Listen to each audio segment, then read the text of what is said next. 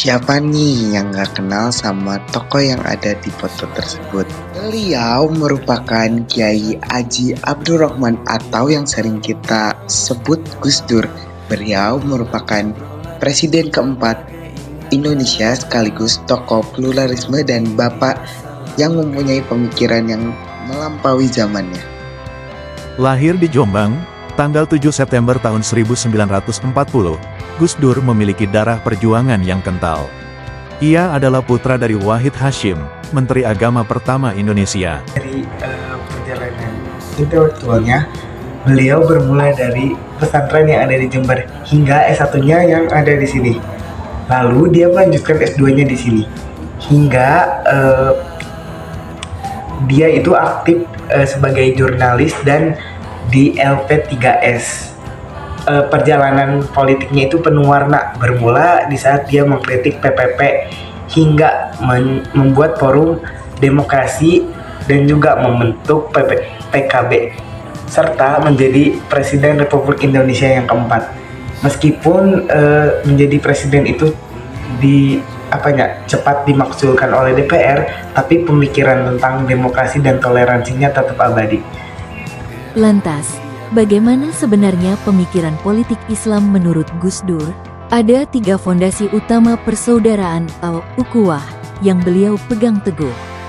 Pertama, ukhuwah Islamiyah, yaitu persaudaraan sesama umat Islam yang kuat, namun tanpa menafikan golongan lain.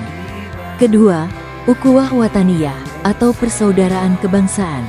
Gus Dur menekankan pentingnya hidup berdampingan dengan golongan di luar Islam demi keutuhan berbangsa dan bernegara.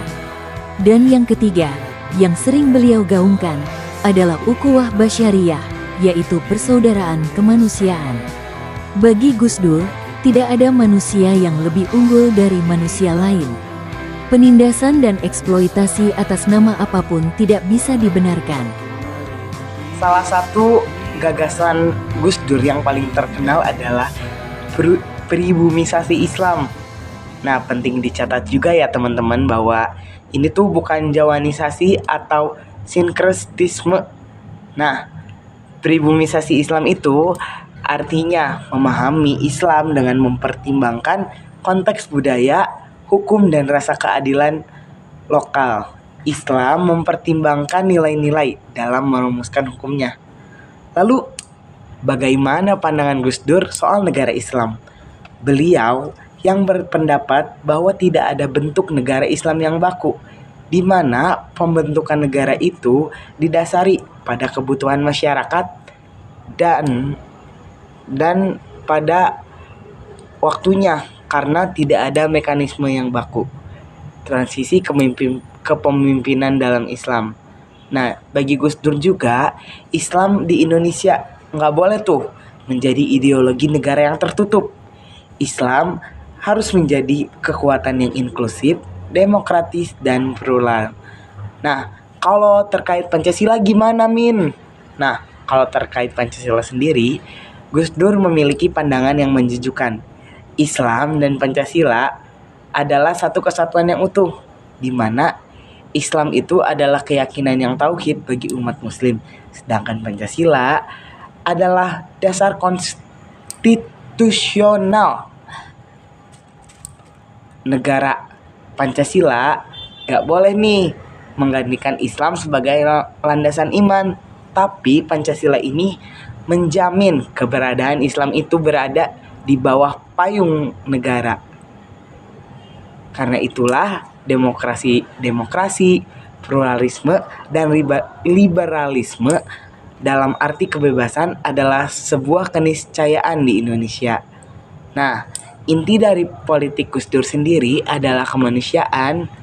Jadi, beliau itu mengingatkan bahwa pembelaan yang berlebihan pada agama justru itu bisa melahirkan fanatisme dan konflik. Solidaritas dan toleransi adalah kuncinya. Jadi sebagai penutup dari video ini, aku mau ngasih quotes dari Gus Dur. Jadi, bila engkau menganggap Allah ada hanya karena engkau merumuskannya, hakikatnya engkau sudah kafir. Allah tidak perlu dibela kalau orang yang menyerang hakikatnya. Gus Dur mengajarkan kita bahwa Tuhan itu maha besar dan tidak butuh pembelaan. Kita yang harus kita jaga adalah kemanusiaan dan kedamaian di antar sesama ciptaannya. Terima kasih teman-teman yang udah menyimak video aku. Mohon maaf bila ada salah kata. Wassalamualaikum warahmatullahi wabarakatuh. See you on next video. Bye bye.